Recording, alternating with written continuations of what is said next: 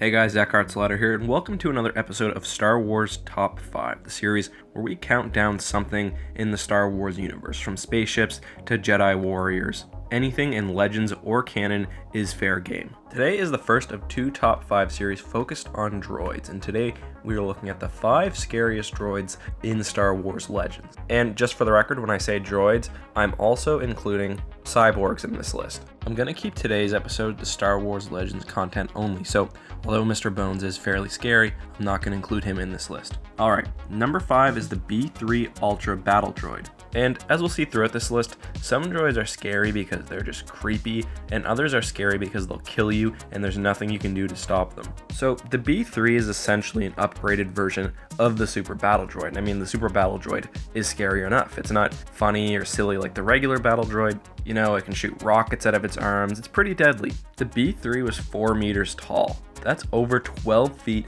and over twice as high as just a regular Super Battle Droid. Also, along with blaster cannons on each of its arms, it also had a rocket launcher like the B2, a plasma cannon, and a flamethrower. Honestly, this thing is like a smaller version of the Iron Giant. It also had a density projector, which allowed it to drastically increase its weight, making it almost impossible to move. I mean, all in all, these things were extremely deadly and extremely hard to kill. And if you want to know just how deadly they are, look to the Star Wars Essential Encyclopedia. There it talks about the Battle of Iktoth, where Mace Windu and Syas Tin were only able to defeat a B3 by working together, and individually they probably wouldn't have been able to win. And if you want to see that battle in whole, you can also read Volume 1 of the Star Wars Clone Wars Adventures comic book. Nonetheless, the fact that this thing is so huge, so massive, and so deadly puts the B3 Ultra Battle Droid at number 5. Number 4 is something that's rather than deadly, more creepy, and we're looking at the BT-16 Perimeter Droid. And funny enough, this is supposedly what the 2 stormtroopers on the first Death Star are referring to when they say, "Hey, have you seen that new BT-16? And the other one says, "Yeah, some of the other guys were telling me about it. They say it's quite a thing to see." And well, this thing would have been quite the thing to see. And actually, we do get a chance to see it at Jabba's palace. We see it walking in the background during one of the scenes. And just seeing these things walk around in the darkness is pretty creepy, but when you find their backstory out, it gets even creepier. You see that little jar that's hanging under the body of the spider? That supposedly houses the brain of monks which lived in Jabba's palace. The brains were removed from these B'omarr monks after they had achieved enlightenment. Now, the brain is still alive while in that fluid, and the main job of the spider is pretty much to carry it around the palace, take it to the Room of Enlightenment where the brains would typically stay, and do whatever else is needed of it. I think in the future I'll do an entire video about the B'omarr Order, these spider droids, and the brain. But I mean, for the purpose of this video, I think it's clear that it's really creepy. So for that reason, I'll call it the 4th scariest droid in the Star Wars universe. Alright, so number 3 goes away from creepy and back into the deadly category, and we're looking at the Dark Troopers. Dark Troopers were the Empire's attempt to create extremely advanced and efficient battle droids. And there are actually 4 classes or phases of Dark Trooper. Phase 0 was taking old clones and putting them into a cybernetic body. And then after Phase 0 came Phases 1 through 3, where the project focused less on cyborgs and more on pure droids. Each of these phases got larger and more deadlier. Phase 1 was pretty much just a skeleton with a shield and a sword. Phase 2 was the standard Dark Trooper. It had a stormtrooper-like body shell, along with a jetpack, cannons, and other weaponry. Phase 3, on the other hand, was envisioned to be the ultimate Dark Trooper.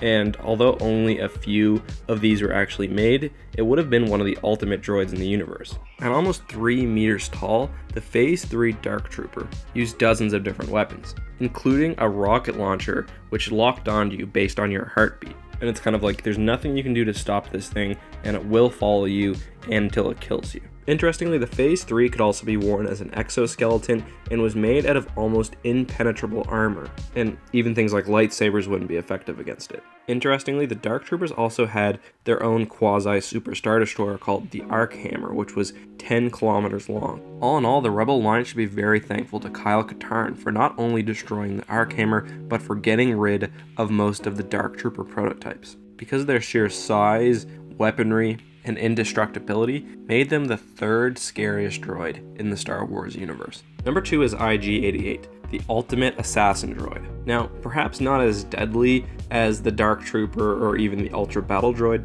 IG-88 was extremely ruthless, smart, and merciless.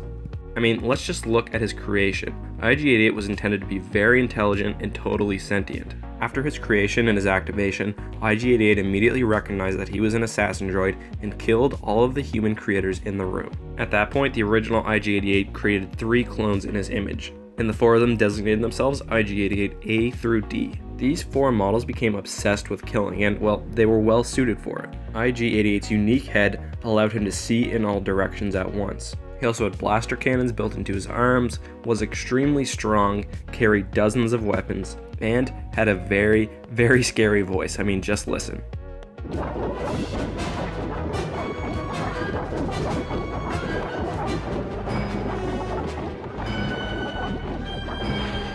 And I mean, especially when compared with almost all of the other droids in the original trilogy, IG-88 seems almost like a completely different thing. But I mean, that's not even all of it. The droid also created a plan to take over all other droids in the Star Wars universe. And not only did he do that, but he also took over the second Death Star, and before its destruction at Endor, he was able to control all of the station, including its super laser, by himself. So all in all, IG-88 is perhaps not the strongest droid on this list, but he is extremely deadly. Not only that, he seems to enjoy killing. And I mean, the galaxy should be very thankful that the Rebel Alliance was victorious at the Battle of Endor, because without them, all mechanical beings may have been in control by the second scariest droid in the Star Wars universe, IG-88. Alright, so number 1 is a combination of terrifying and deadly. It's the Sith Alchemic Technobeast. And these creatures are both extremely disturbing and interesting. They were created 1,000 years before the Battle of Yavin. A Sith Lord named Belaya Darzu created what was called a technovirus seed.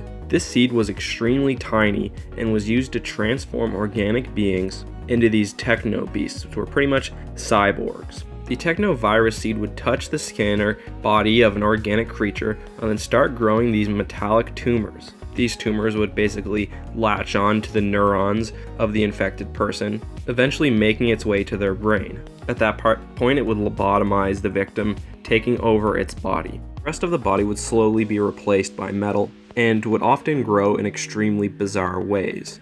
Many Technobeasts would replace their arms with saws or knives, grow second heads or pincers. They'd basically all just turn into abominations. And what's even worse, a single Technobeast could release a swarm which would transform hundreds of others into these monstrosities. And oh yes, this virus didn't just take over humans, but could be also used against larger creatures like Rancors or Banthas to create lumbering war machines. Although an individual Technobeast probably wasn't that deadly unless he released his toxin, like zombies, a swarm of them could overwhelm even a skilled Jedi. And I mean, if you're infected with the virus, unless you're extremely strong with the Force, you're basically screwed. The way a Technobeast transforms its victim is disturbing. That, combined with their deadliness, especially in numbers, makes them the #1 scariest droid in the Star Wars universe. Anyways guys, those were the 5 scariest droids, in my opinion, present in Star Wars Legends. What do you think of this list? Did I miss something? Am I just a little baby when it comes to one of these creations and they're not that scary? Let me know. Also, as always, let me know if I missed something, what you'd like to see in next time's list. If you want to learn more about the droids of the Star Wars universe, I'm going to put a link down in the description to the new Essential Guide to Droids, where I got a lot of the information for today's list from. Anyways guys, thank you so much for watching. As always, may the Force be with you.